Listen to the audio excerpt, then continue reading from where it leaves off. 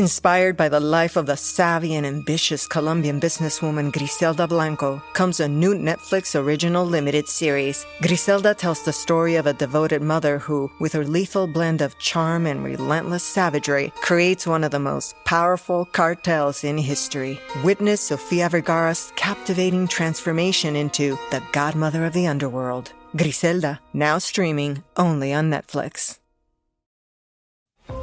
Listen to the 48 Hours podcast for shocking murder cases and compelling real-life dramas from one of television's most watched true crime shows. Go behind the scenes of each episode with award-winning CBS News correspondents and producers in Postmortem, a weekly deep dive. Listen to 48 Hours wherever you get your podcasts. Bernigan, Bernigan, Bernigan, ABCs. Welcome to the Bare Naked ABCs, where we discuss every song from Brian Wilson to Yoko Ono. And today we have our own group of famous people. We have Stefan, Aaron, and Jeff. Thank you for joining us.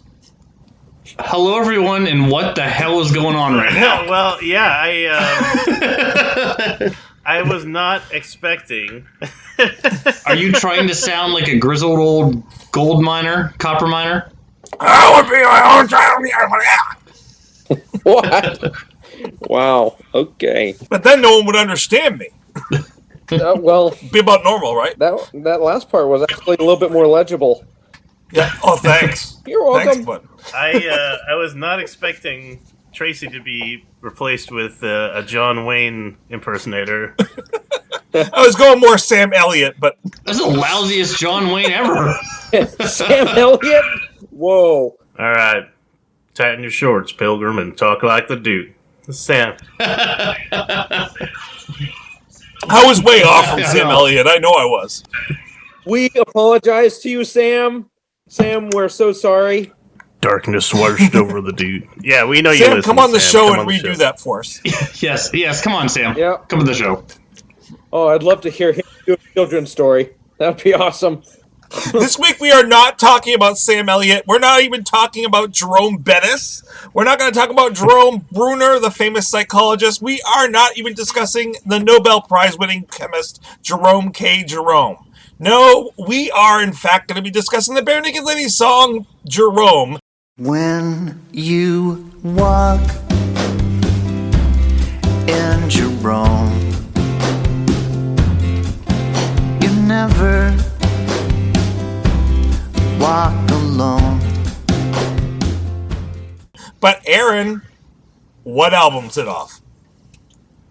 I thought we were supposed to listen to Jeremy by Pearl Jam, so I think that was off of 10. Right, Well, he's right. He got it. That was off 10, yes. Yes. And that's no. an amazing He song. never fails to amaze me. Jerome. So this is a weird one because when I first started listening to it, I wasn't really paying attention too much, and I just was kind of letting it wash over me. That's what I usually do in my initial listen. And I was like, maybe Born on a Pirate Ship, but obviously that would be impossible since that was Kevin wasn't even in the band, and this is obviously a Kevin song. He's singing. So my next guess was All in Good Time, since it kind of reminds me of that song and Another Heartbreak, and it seems to be a pretty a Kevin heavy album. Am I correct or incorrect in my All in Good Time? You are correct. Guess. You are All right. absolutely Hey, correct. whoa, wow. Tracy made a little card and everything. I wish this was a No, video that's the album. podcast. Oh, okay. Oh, I got it. It's one of those cardboard dealies. Yes, it's a cardboard. That was what they did for this album, was the cardboard. I thought you made a little... I thought you were going to do like a... or ding-dong. You know? No, it was definitely This off gets All more in and Good more Time. interactive. Okay, cool. Good call, man. Good job, Aaron. So yeah, for this album, Kevin brought 3 new songs to the table, and he said that he brought just sketches of them and trusted that the band and Michael Philip Voyevoda would put together and add to those. And they're all playing, I think, what is normal for them for for instruments. Although, Aaron, did you hear? Well, first of all, there's horn on this, I guess. Yes, that's one of my favorite parts of the song. But did you hear any banjo? I heard maybe not a lap steel, but some kind of slide guitar, definitely. Okay. I didn't make note of banjo, but it probably could have been in there. Well, the reason I ask is because in the video, which is going to be our appearance for this week, at the end, it shows the making of Jerome, where Kevin brought the thing in and was playing it and fixing it with Ed. And he is very specifically playing a banjo, but I couldn't hear it in the final recording. It was almost like they left it out. So was Jerome going on a canoe trip? We'll get to the lyrics in a Ding, minute. ding, ding, ding, ding, ding. Not that kind of banjo. It's so unfortunate that when you hear the word banjo, about half the population immediately thinks Deliverance. Because it's a wonderful instrument. Sure do have a bird mouth. I'm a big fan of New Orleans jazz, and banjo factors into that a lot. It's really Thank you. You tell me that often. There was also what? a scratchy thing that. I don't know what it's called. Washboard? The washboard. I don't know what it's called, but it's a scratchy thing, and it kind of sounded cool. Scratchy thing. Scratchy thing. I like that. That's the new name for it. Wiki. Yeah. And I get this wrong all the time, but in the second chorus, is it a Hammond organ that he's playing or no? That sounds a bit Oh, personal. man. I would have to This is a listen. G-rated podcast.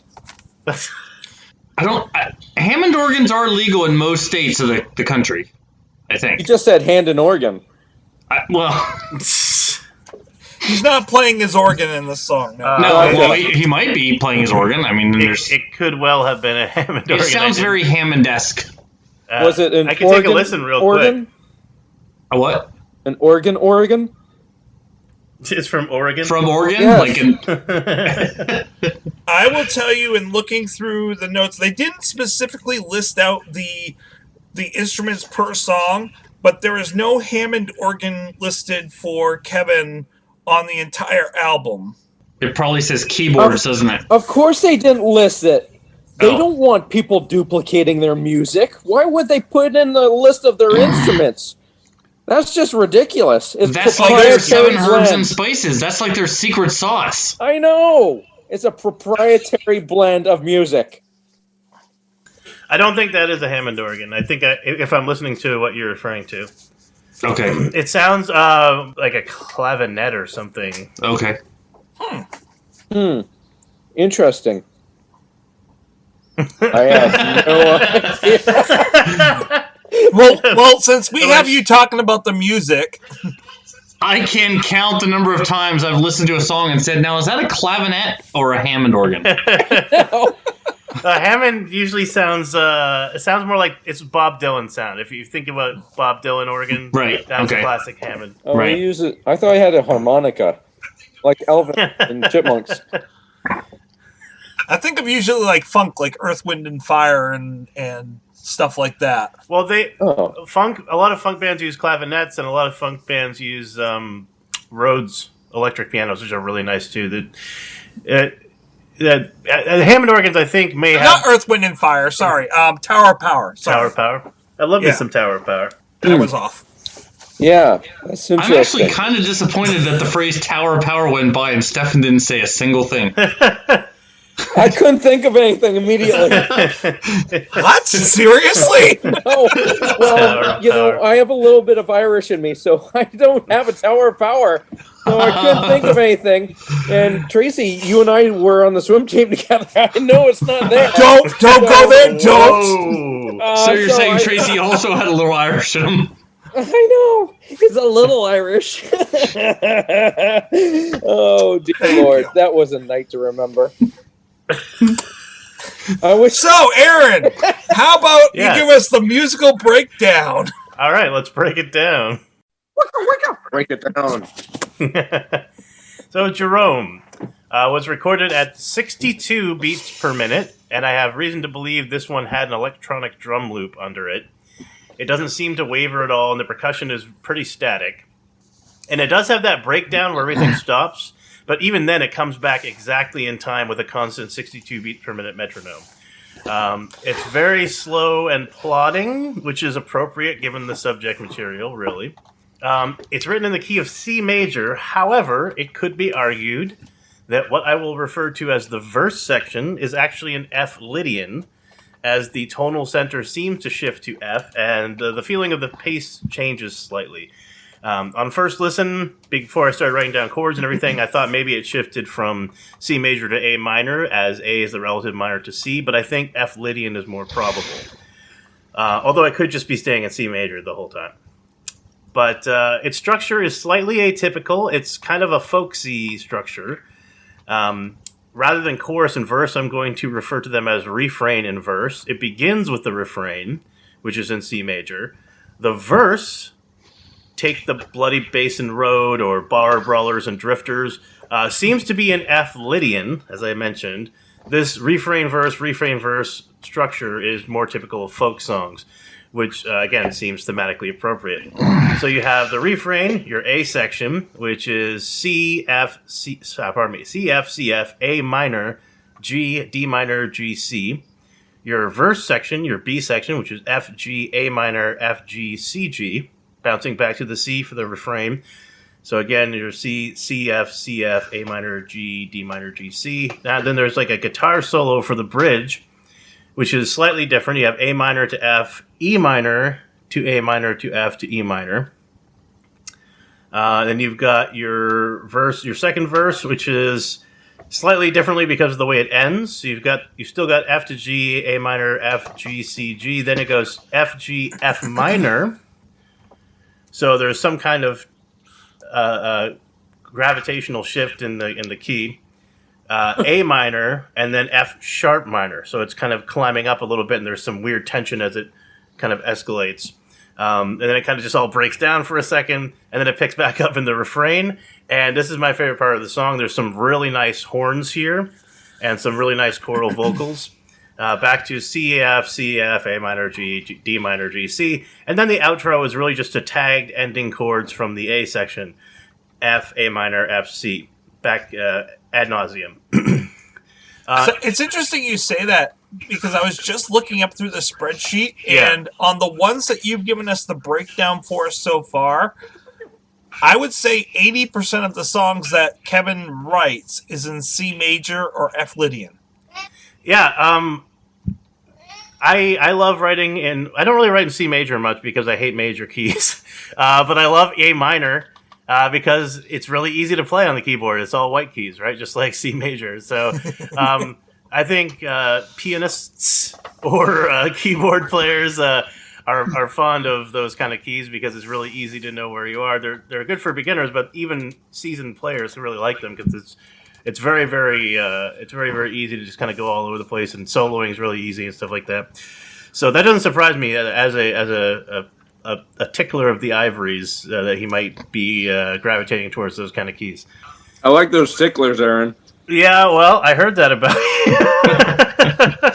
The Irishman likes French ticklers. Anyway,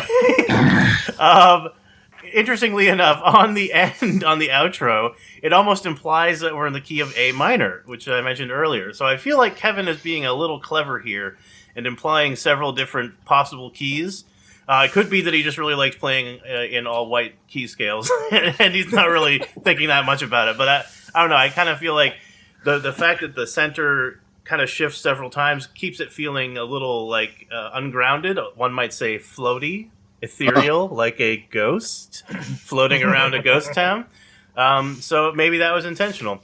Maybe it was programmatic. But you basically got A, B, A, B, C, B, A. Very simple, and it's kind of a folk tune structure. So I here's like it. Oh, go ahead. Here's a hypothesis. Maybe he's like, this sounds good, and I'm just going to play it. That's very probable, right? That's very possible. Honestly, when I write music, it's not like I sit down and think, oh, I got to do this and that. Usually that is how it works. I mean, I wouldn't presume to get into anyone's head. I'd be like, and assume. I need a key tickler in order to start this song. A key tickler. But yeah, Aaron, are those hand claps that we're hearing in the beats? Let me check. Or is it just double up on the drums or something? They're not claps, but It sounds like a snare drum with the snares loosened a whole lot. Oh. So you get more of a rumbly sound. Ooh, not wood blocks then. I don't think so, no. That was the other thing that went into my mind, too, was hand claps or wood blocks. So it's a very tom-heavy beat, you know. It's, rather than using cymbals a lot, it's kind of almost got this, like, kind of primal, kind of like... Ethereal? War drum feel to it. Ethereal, sure. Well, even a reference to like the explosions, the underground explosions, because that's going to become a point later. But it's a mining town. The sliding jail. Yeah. I don't know. I just had a very country western type feel to it. Oh yeah. Oh yeah, definitely. Yeah. I like the echoes that the guys are doing behind him with the vocals, and it sounds very ghost-like. Ghost-like. And copper miners.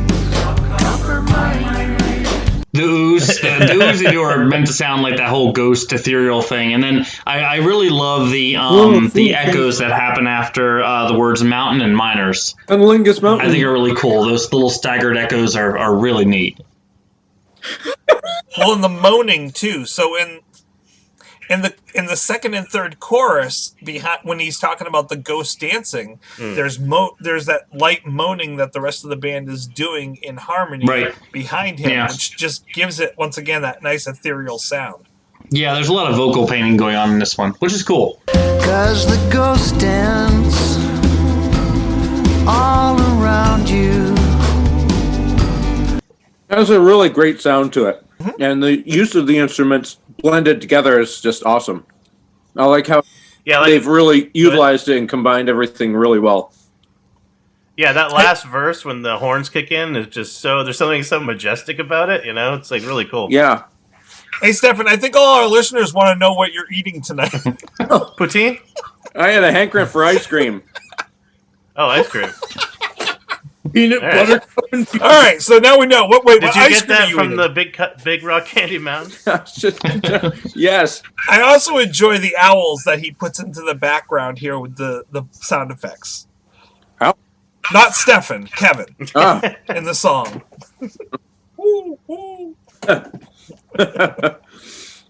I didn't listen that deep. It very much paints a picture, this song. Yeah. Well, and I think it paints the type of picture that Kevin's going for. Yeah. We'll discuss later whether or not it works for each of us, but I think that he's effective with what he's trying to kind of get across in a lot of ways.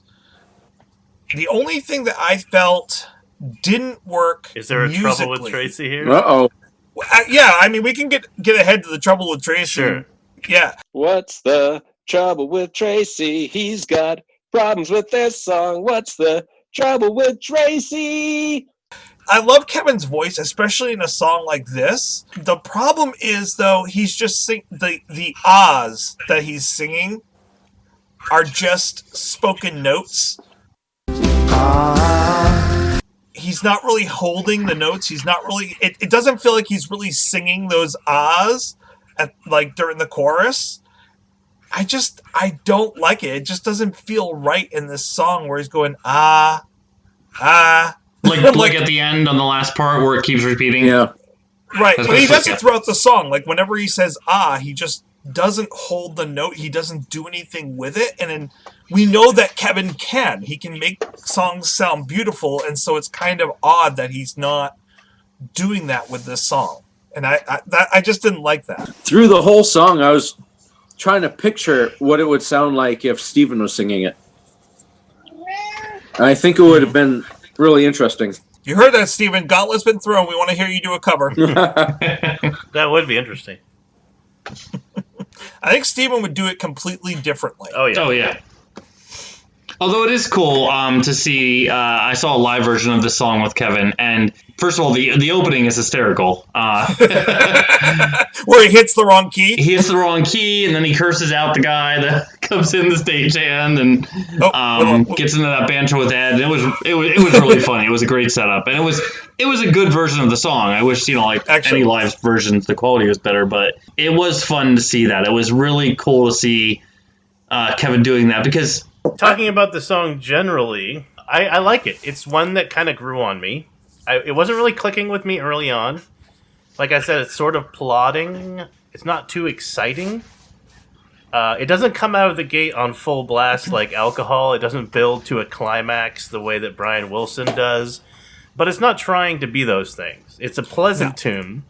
And I could picture myself playing Red Dead Redemption 2 while this song is playing, and I think it would be a pretty good fit, you know? I like the slide guitar solo. I like the vocal work. I really like the F-sharp minor breakdown at the end of the second verse, and I love the majestic horns and the choral vocals coming in on the last reframe. Those last few elements in particular really elevate this song for me. It probably would have been not low, but in the average range for me to maybe slightly above, and it's elevated at quite a few decimal points for me. I agree with Aaron. I really like the instrumental, and that to me seemed like it is what made the song. So you could have somebody just making noises in the background like most of them were doing anyway. And the song would be great. Most important things about a Kevin song is it's basically just kind of painting a wordscape, and the words don't necessarily paint it so much as the music, especially with Kevin. And I think that's what this song does. Like, he does use the words a lot more than a lot of his songs to kind of bring meaning to the song, but this really does, as you mentioned, it's almost like Billy Joel's thoughts that like you could do the whole song instrumental and the words aren't that important. I think it's very much along that line with you could do that with this song and you would still get the same idea of what he's going for. Yeah. Well, how we slip over to what the song's about then? I think it's about Jerome. It's about Jerome. It is. Like, as with this is not a very mysterious song about what is this song about? Like it pretty much tells you. It's a descriptive song, I think would be the best way to say it. It doesn't tell a story. It just more describes the town of Jerome in Arizona. It's like a musical haiku. Sort of, yeah. So it is about a real town, though. I almost think he went there. He must have, or just for some reason felt really interested in it and researched it, because there's a few very specific references. I've never been to Jerome, but I have family in Arizona, and I've been in the area. I visited Sedona and Prescott. I didn't know about the sliding jailhouse, so when I heard the lyrics, they kept the jailhouse filled till it fell down the hill, I figured it was a reference to an actual event and Googled it, and that is now a thing I know about. It's interesting. Why don't you tell us about it? Well, they had this jail. It was pretty small. I think at its height, like just around the Second World War, there were like 15,000 people there or something like that. Now there's only like 400. But even at its highest, they didn't have a very in the town, not the jail. Yeah. It was crammed. Oh my god. But yeah, they had this tiny little jail, and there were some explosions underground for mining. It was a mining town, of course, and it loosened several buildings, but the jail was right on the side of a mountain. So it started to slide down, and I think it moved, about something like 300 feet or more from its initial location, and then it was going to move more, and they finally braced it with with some additional construction. So you can go and see it now, and you can see it's basically like completely open to the elements, but it's just kind of preserved as a landmark and an interesting kind of exclamation mark on the town's history. I kind of like to check it out. It looks kind of cool. You can, if you Google Jerome sliding jail, you'll be able to see pretty quickly. There's like a plaque. Well, apparently the saga of the sliding jail isn't over though, because I guess continuing to slide. No, I mean that's always a possibility, but I guess the town bought it because it was like part of their heritage, but they didn't keep it up. They don't have the money that it's like a $20,000 to $30,000 they would need to refurbish it and make it inhabitable or at least visitable. And the town can't afford that. So I guess like the local Chamber of Commerce or whatever wants to come in and buy it back and refix it up again, but the town's like no. So they're still kind of working out that detail. But yeah, apparently that's a little landmark has become quite the contested area of sweet little Jerome. To make a Back to the Future reference, that is the Save the Clock Tower. It is the Save the Jerome, Arizona. I was looking through comments and kids like you were talking about Sedona and Prescott.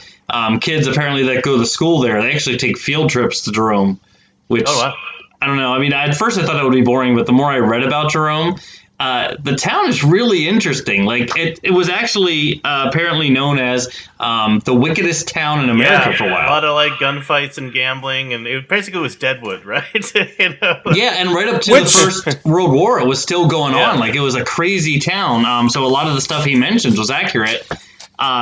Which I was going to say, which he mentions in the song, that they kept it filled till it went down the hill. Like, no, one thing I did think about the song. So you mentioned earlier, and you can cut this in, but that wasn't all I had to say about a Kevin song. First of all, one thing I really love about the song is how Kevin sounds on this song, and the first time you listen to this song, it sounds like this is a song where Kevin wrote it and he feels something about it. It's a big song for him. And when you watch the live video, it shows that too. Oh, he's dancing in the live video, which is odd with the sound of this song. I'm like, that's not matching up, but you really love this song. Yeah. But he's clearly proud of this one. I will say, when the song first started, the first time I ever heard it, I'm like, so he's basically just reading from the souvenir shop brochure at this point. And because he's just counting off the things, but the more you read about like Jerome, it's an interesting story, and it's because it became like a kind of a notorious ghost town for a while. But it's been recently, I guess, converted back in the 2000s. It's become like a hippie little trendy spot. An art town. Yeah, like an art town. Coffee shops, music. It sounds like a cool place to go to. Plus, you can see a jail 200 feet down a hill. Mm-hmm. All of that sounds awesome to me. Speaking of which, I love that part of the song when he says that just afterwards. What he does with the music almost gives this soundscape of something going down a hill. That kind of descending thing that they do vocally and musically, yeah. Till it fell down the hill.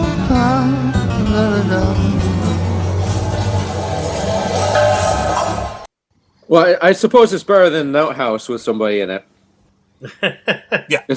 Sliding outhouse. That'd be awkward. I don't think they want to preserve that. That sounds shitty. What I found, if I might share, we've listened to a lot of Kevin's songs on this podcast, and every single time that we have critiqued or spoken about one of Kevin's songs, it always comes up that it sounds like he's always given his heart and his soul into the song, and they really loves it. And this is no different. And I think that's the trend with everything that Kevin writes and sings, is he gives 110% for whatever it is. And that's admirable. Yeah, I think he's also he's very sincere. There's not a trace of artifice about this or artificiality. There's nothing. There's nothing. He's not being obscure or cynical or ironic. There's just this kind of pure painting of this emotion you get witnessing this ghost town. So yeah, I like that it's kind of straightforward. I like straightforward. Well, it's right, Jeff. It's cool. They have they actually have paranormal tours in this ghost town and in the mine. Like, you can still go down in the mine. They didn't close the mine because it collapsed. They closed it because it was no longer bringing usable. Yeah, it was done. Yeah. So it's really interesting. You can still go down there and do ghost tours down in the mine. And as Kevin kind of alludes to, there is a bordello in town, but it's a hamburger. Let's go. The Burgdello? No, it's called the Bordello, but it's just a burger joint. Can you get portobello mushrooms at the Bordello? Oh, I should. Is it called the seeded If not, buns? then that was a miss-up. The seeded buns. That's fun. Oh, Stefan, you are such a fun guy. Oh, especially after that portobello joke. Okay, so something shiitake. How'd you know what that's what I had to go and do? Because it's always coming out the other end. I tell. I'm more and more lactose intolerant as I age here.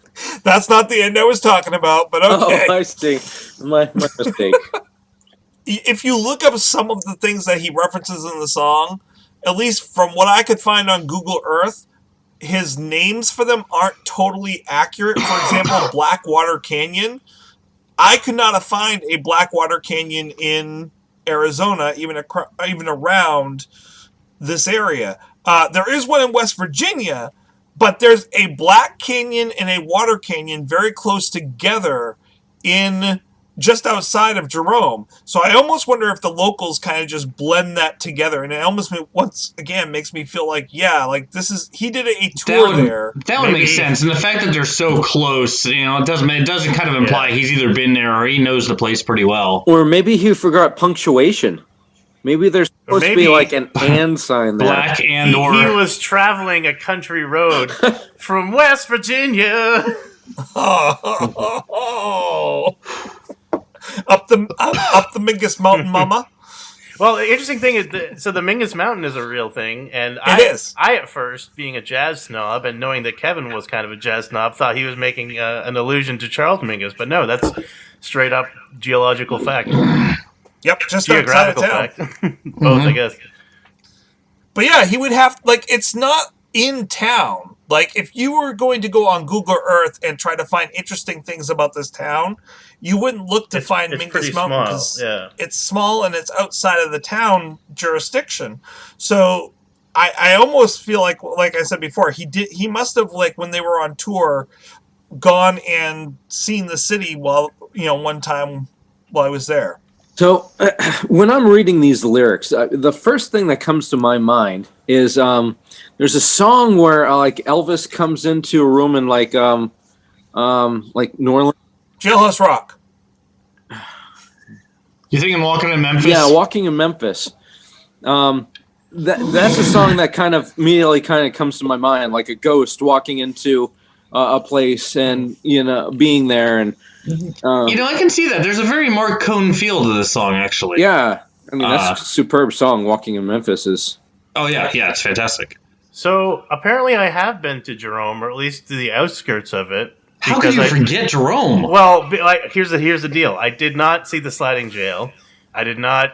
I did not really go on the town. You never been there. You haven't seen the sliding jail. I have not seen. Okay, so that's debatable of whether it counts or not. You but yeah, cross I've this seen big the mountain. hole in the ground called the Great Canyon or something, and Jerome's on the other side on the bottom. You have to go around this corner towards Mucus Mountain, I think it is. Mucus Mountain? Rather what you called it earlier.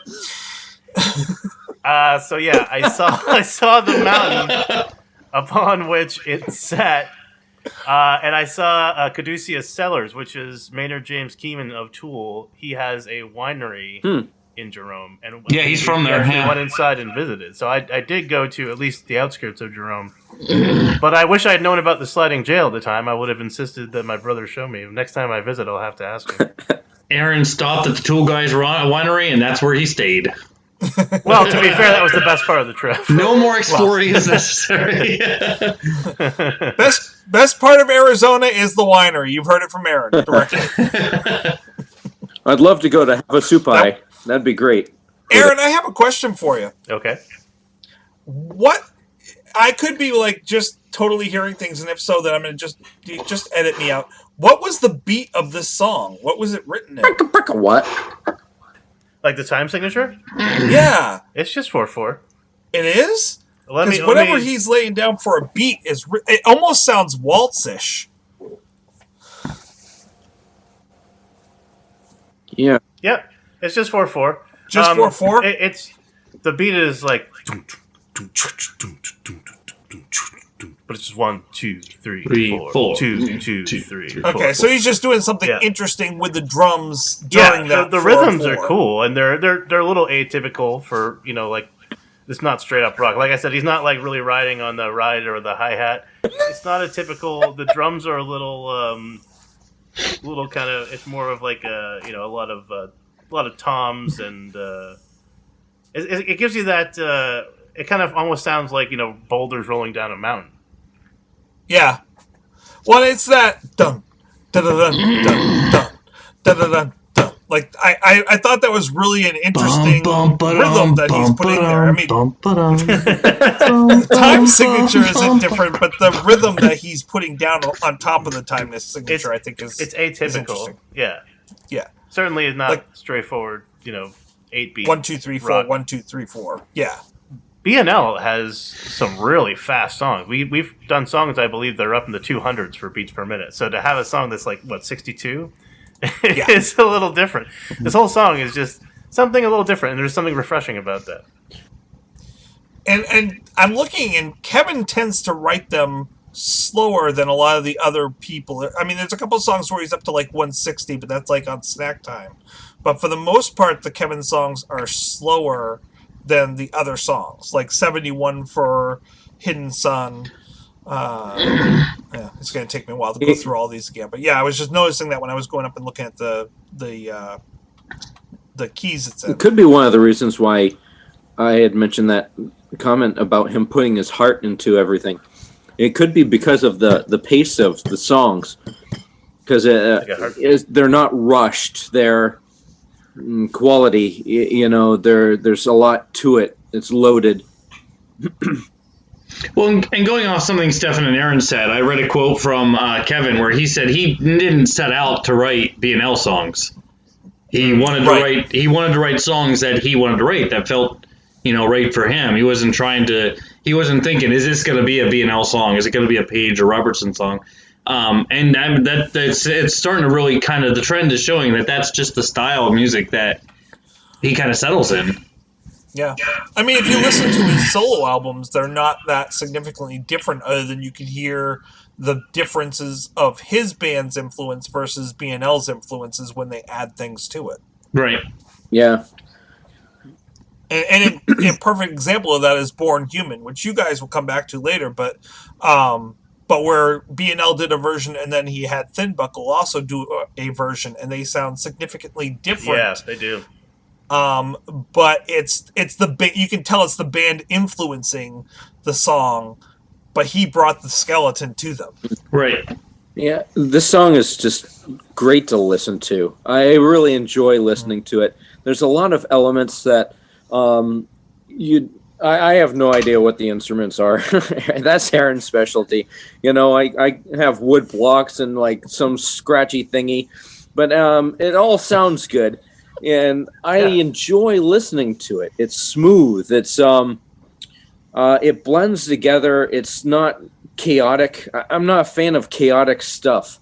So something that has that's easy on the ears, that makes sense to me, like rhythmically and patternly. Is that? I don't know if that's a real word, but it is now. It is now. Yeah. So there has to be regularity to it. Call me autistic, call me just weirdo, but I think that's what I enjoy, and that's what I like from this song. The lyrics, I could have toned them out, and I didn't understand half of them anyway. But I really liked how it all blended together. It was nice. It wasn't rushed. It wasn't like they were trying to cram in every improv creative juice that crossed their mind into the song and went all over the place. It was nice. There's like one or two Kevin songs that I've heard that was really questioning everything about. But this one I really like, and I seem to really gravitate towards his music, whether it's BNL style or not, doesn't really matter. But how the band comes together to provide elements within the song that give it its richness and depth, like humming in the background or the horns at one point, all kinds of different add-ons to this song that really make it a gem. It's really relaxing. It's in the immortal words of Ted Theodore Logan and Bill S. Preston Esquire of Wild Stallions, most tranquil. Most. By the way, that horn was done by Jeff Nelson. Great job, I want Jeff. to give that throw out there. Yeah. Good job, Jeff. Come on Good the job, show. Jeff. You played better than I could. Much better than I could, that's for sure. I don't play horns. Speaking of Jeff, why don't we throw it over to our Jeff? And what are we Actually, I rating wanted this to on, shout Jeff? out one more thing about the lyrics that I liked. And Kevin's lyrics are not, Paige Robertson lyrics. There's definitely a difference there. And he's much more of a very concrete singer. He's more atmospheric. We mentioned Mark Cohn. I can see that. He's a storyteller kind of guy. Not even a whole lot of rhyme scheme going on in this. I mean, there's a few pieces here or there where he'll do a rhyme scheme, the fighters and miners and that kind of thing. But, he's just laying out the territory for you. Basically, the second part of the first verse, or I guess would be the first verse. I think Aaron, nailed this on the structure. Take the Bloody Basin Road through Blackwater Canyon up a twisted mountain to Mingus Mountain, twisted road to Mingus Mountain. I mean, there's not even any lyrical painting there. He's basically just telling you how to get there. He just GPS'd you to Jerome. It's the Google Maps song. Put it in lyrics. One thing I did think was unique about this was, of course, he plays off the whole "Where the Ghosts Dance with You" in a ghost town, because Jerome, was a ghost town, or for a long time it was actually, I think, at one point called the biggest ghost town in America. So that whole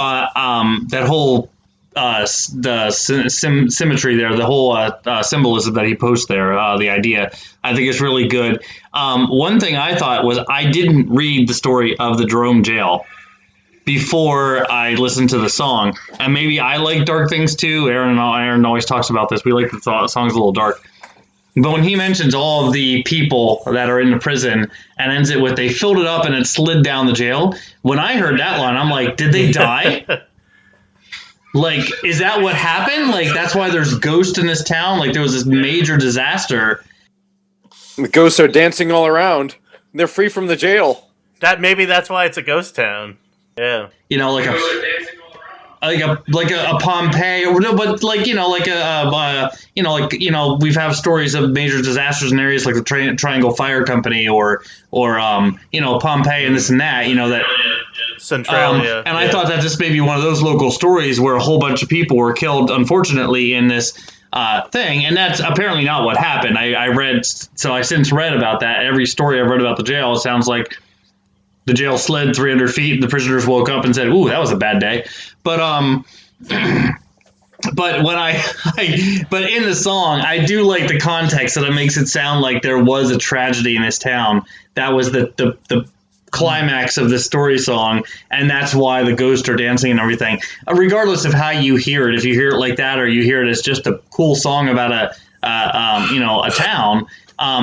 I love this one. I think the simplicity of this one is really cool. And like I said, I always, because of how much I love Kevin and I love him as a musician, and I always wait for that one good Kevin song. We talk about the Kevin songs, and we don't always rank them as high, but I keep saying one of these days I want a Kevin song to be like, yes, that is cool. And for me, this one is that. This is that song. So what are you giving it then? Because you just pretty much just gave your ranking. I really did. Yeah. So we're gonna rank this on Burger Bordellos. Burger Bordellos, nice. I would go to one. I would absolutely go to one. When you do want more to your burger than just eat it. So how many Bordello burgers are you? I would walk in and said I was told I could have it my way. Damn, son! I'm back, baby. That's the difference between having your burger your way and having your way with your burger. Oh. Some fetish videos should not be searched, Aaron, and I am encouraging our listeners to not go out and search that. Do not search burger fetish videos. Oh, that mustard's got to burn,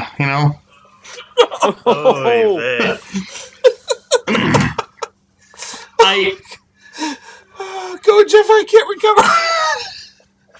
But I do like this song. I don't know if I'd put it quite into the 4s per se, but it's a good song, and it's a good Kevin song, and that's what I want, and I'm going to give it a 3.9 Burger Bordellos. That was good. Tracy's still recovering. Yeah. Aaron, let's go to Aaron. What did you think? Oh, okay. Yeah, I also liked it quite a lot. Like I said, I think when I first heard it, I was like, oh, it's going to be a kind of slow, plodding country influence song. It'll be okay. And then, as it progressed, they start adding more layers to the different instruments and the vocals. And then by the time you get to that final reframe, when the horns come in and everything, you're like, wow, that's just really pretty. That's really nice. And having, when I listened to it over and over and over again to analyze the chords and everything, I really started to gain even more appreciation for it. So I think, at first I was thinking like a high 2, low 3, and then I'm like, well, maybe it's like a mid 3. But, just discussing it with you guys, I think I've gained even more appreciation for it. So I think I'm going to give Jerome 3.8 Burger Bordellos out of 5. And I think it's a well-deserved Burger Bordello. It's a well done. And a well done. That's awesome. And it can't be an impossible one because I really want my meat. Speaking of meat, let's go to Stefan.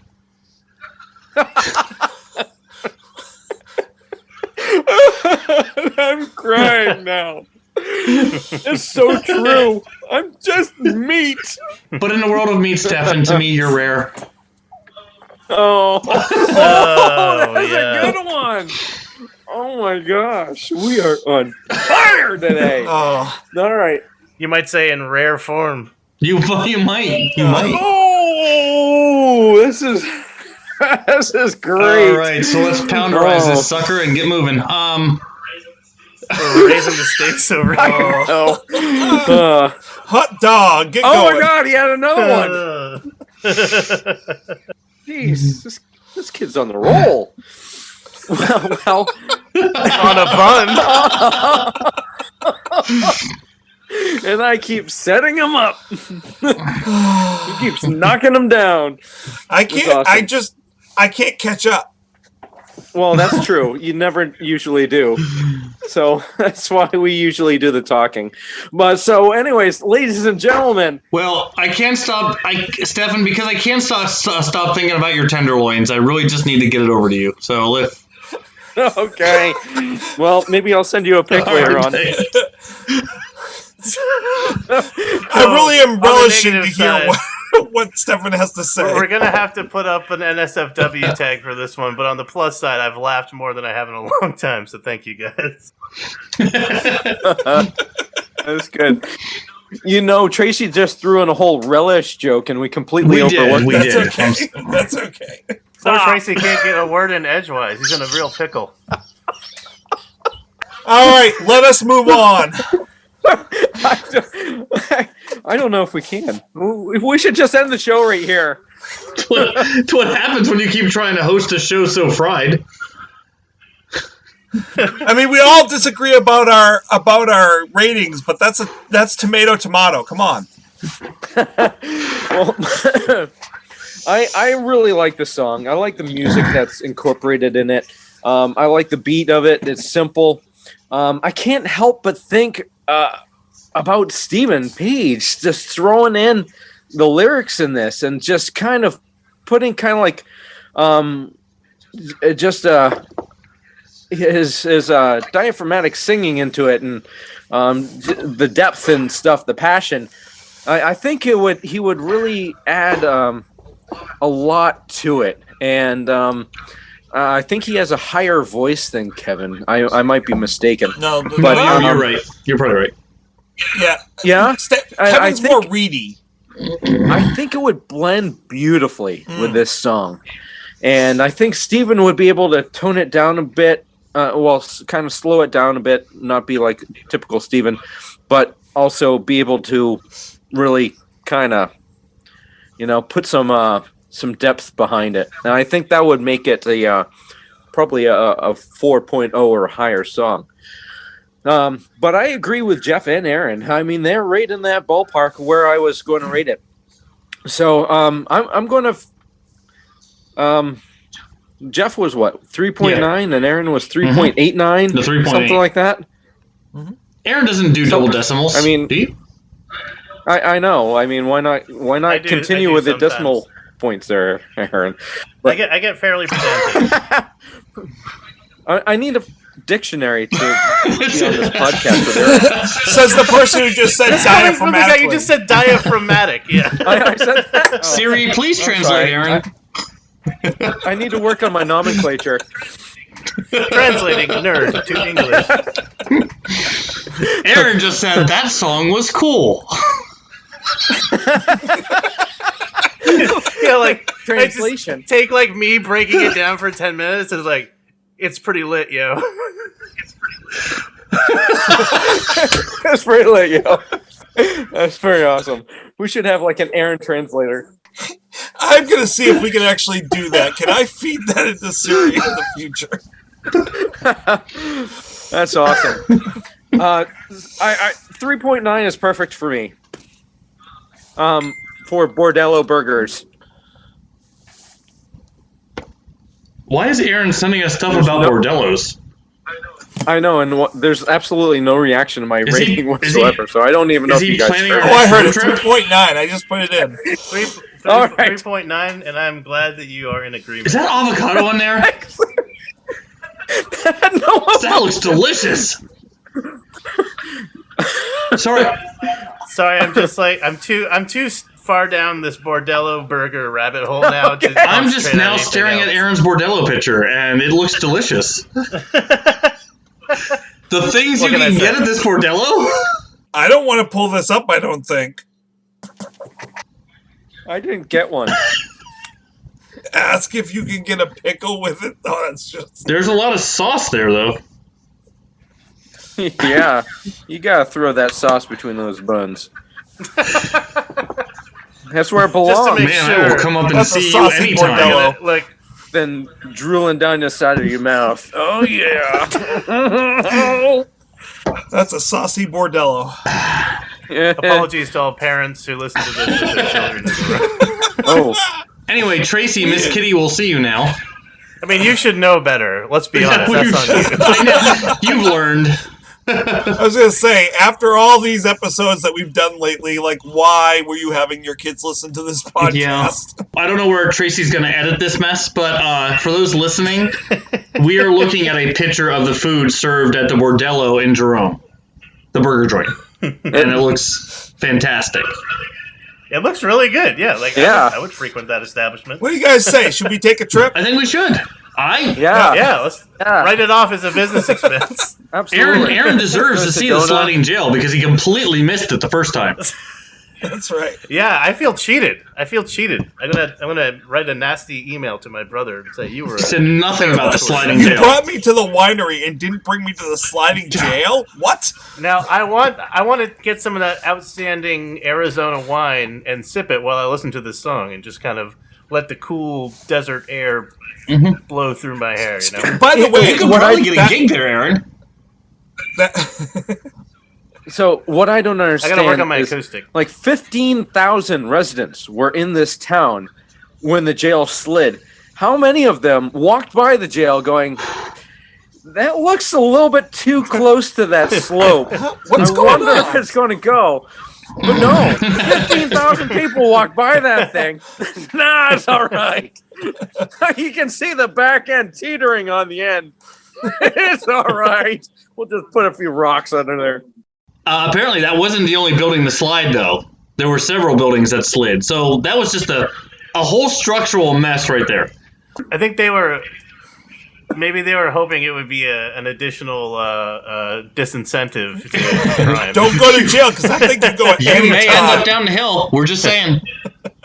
Yeah. No promises. Slide down Cunnilingus Mountain. Man, Jerome's going downhill fast. I remember when this town was an upstanding fountain of morality. I don't know. Should I give my rating now?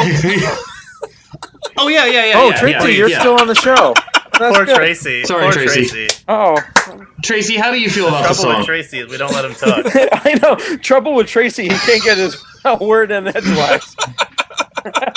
Tracy's like, why did I bring these three on?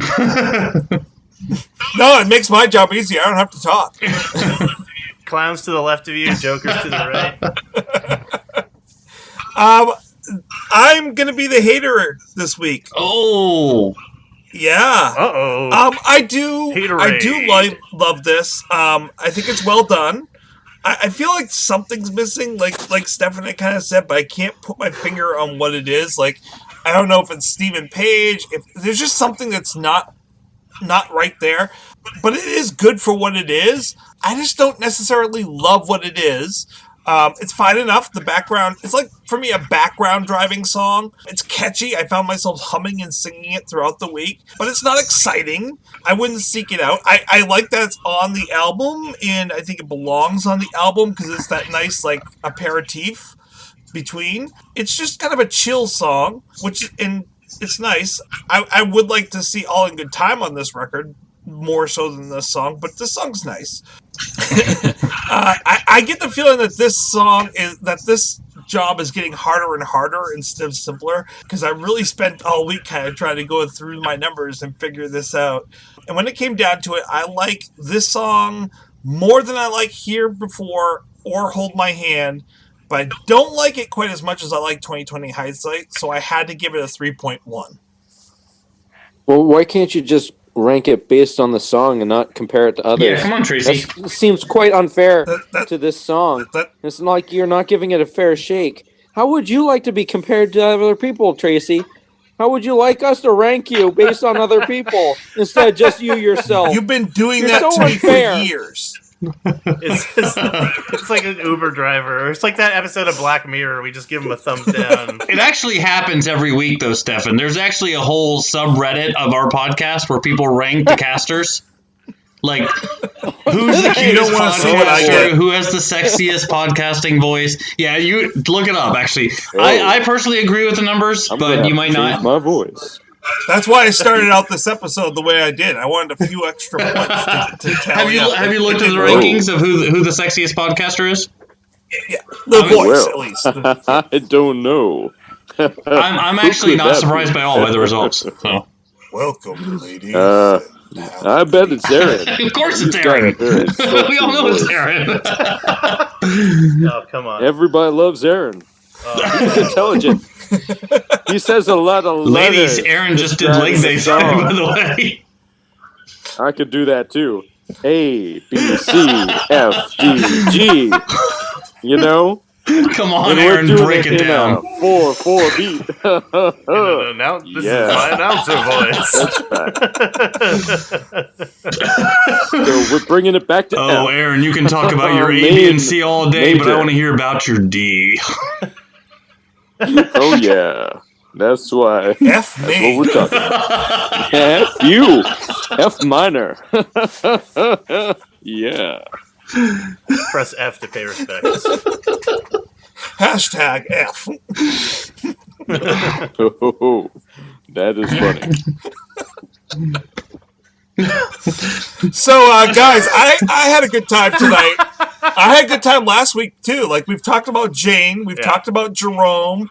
This is fun. I think we should stick to this. I think next week we should talk about another name. How about next week we do Joseph Brown? Okay. All right. Let's do that. Joseph Brown.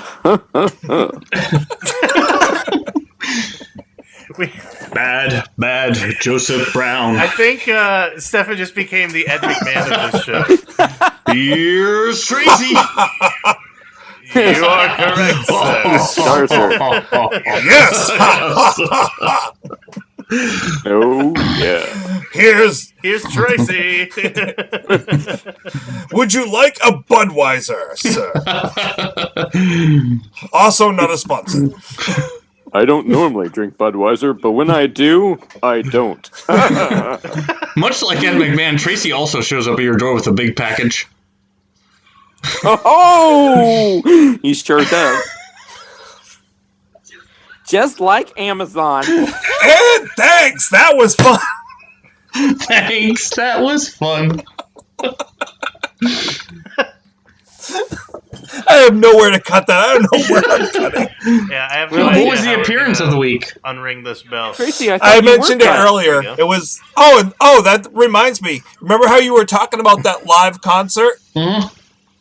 That was actually in Arizona. That's why he played played Jerome was because that was when they were in Arizona. He had not yet finished writing that song, I believe, which is why he didn't know the key it was in.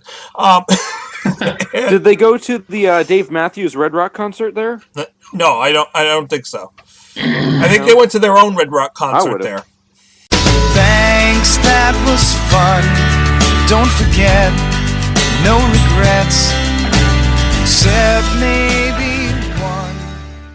To celebrate joining Pantheon Podcasts, Rock Camp, the podcast, the official podcast of Rock and Roll Fantasy Camp, is giving away a guitar signed by Mike Portnoy of Dream Theater, Marty Friedman, formerly of Megadeth, and legendary shredder Zakk Wylde, plus our rockstar counselors like Vinny Appice, Monty Pittman, and more. To enter to win, simply follow, rate, and review our podcast on your preferred platform, and that's all you have to do. For more information, go to rockcamp.com/podcast.